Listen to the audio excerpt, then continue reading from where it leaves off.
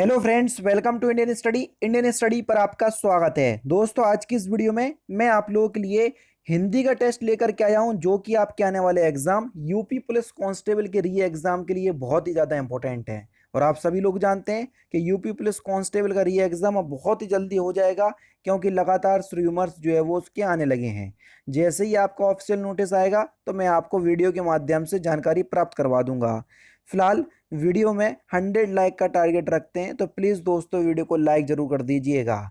Time को ना waste करते हुए पहले क्वेश्चंस की तरफ बढ़ते हैं कि भाषा की लघुत्तम सार्थक इकाई कौन सी है, ये आपसे पूछा गया है। दोस्तों, अगर हम बात करें भाषा की लघुत्तम सार्थक इकाई की, तो यहाँ पर जो आपका सही आंसर हो जाएगा वह हो जाएगा आपका शब्द। देखो, सार्थक इकाई की अगर हम बात करें तो सार्थक इकाई भाषा की सबसे लघुत्तम शब्द होती है, जबकि भाषा की सबसे छोटी इकाई की अगर हम बात करें तो वो ध्वनि होती है। तो दोनों ही क्वेश्चंस अलग हैं, तो क्वेश्चंस के हिसाब से आप आंसर दीजिएगा, है ना।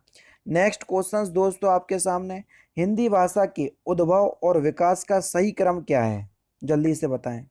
देखो, अगर आपने थोड़ी सी भी जानकारी हिंदी भाषा के बारे में रखी होगी तो आपको ये जरूर पता होगा कि सभी भाषाओं की जननी जो है वो संस्कृत को माना जाता है। तो इसलिए हिंदी की आदि जननी कौन है? संस्कृत भाषा। तो सबसे पहले संस्कृत भाषा आई होगी। तो ये दोनों ऑप्शंस तो एलिमिनेट हो गए, ऊपर के दो ऑप्शंस बचे। संस्कृत के बाद जो है वो पाली भाषा आई, फिर पाली के बाद प्राकृत, फिर अपभ्रंश और फिर बोली। तो यहाँ पर पहला ही ऑप्शन यहाँ पर आपका बिल्कुल क्या होगा सर? करेक्ट होगा। हिंदी की मूर्धन्य ध्वनि कौन सी है? वे वर्ण जिनका उच्चारण मूर्धन्य से होता है, ये आपसे पूछा गया है। आपने अगर वर्गीय व्यंजन पढ़े हैं तो आपको पता है कि पूरा टावर आपका कहाँ से बोला जाता है? मूर्धन्य से। तो बस दूसरा ऑप्शन यहाँ पर आपका बिल्कुल क्या हो जाएगा सर? करेक्ट हो जाएगा। नेक्स्ट क्वेश्चंस दोस्तों आपके सामने, डा से डलिया और ढाक से ढक्कन ध्वनियों के विषय में, तो इन दो वर्णों के बारे में आपको बताना है कौन सा कथन शुद्ध है।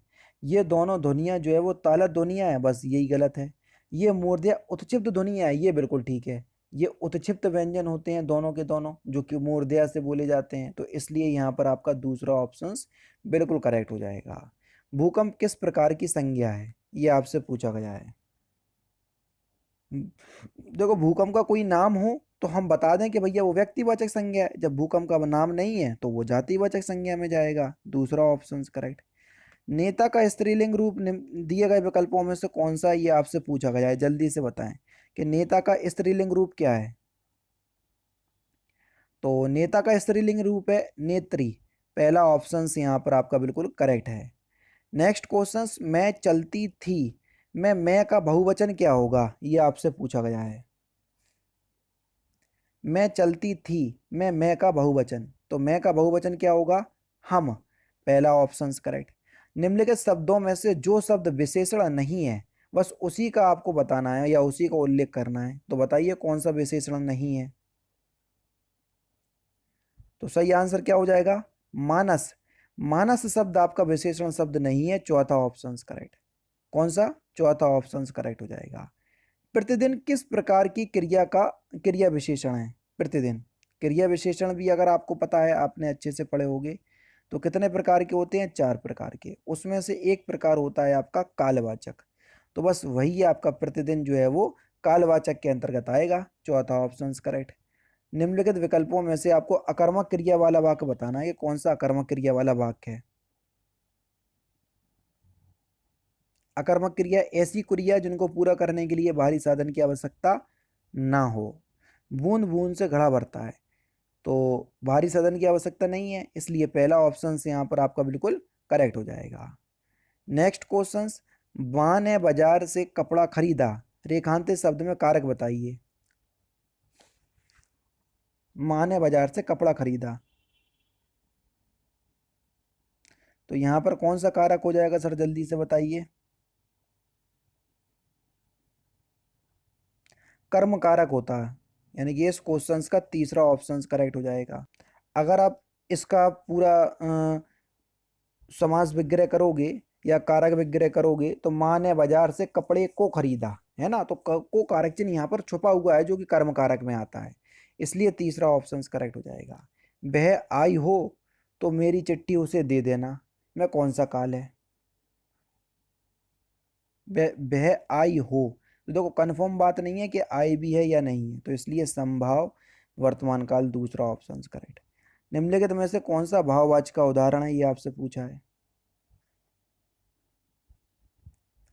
धूप में चला नहीं जाता, ये भाववाचक का उदाहरण है। चौथा ऑप्शन से यहाँ पर आपका बिल्कुल क्या हो जाएगा सर, करेक्ट हो जाएगा। ठीक है, धूप में चला नहीं जाता।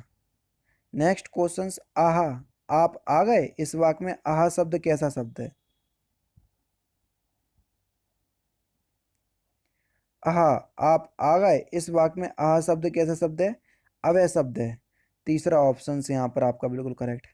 निम्नलिखित में से गीध का तत्सम रूप आपको बताना है, कौन सा तत्सम रूप होगा। गीध का तत्सम रूप हो जाएगा आपका गृध। तीसरा ऑप्शन करेक्ट। निम्नलिखित में से तद्भव शब्द आपको बताना है, कौन सा तद्भव शब्द है।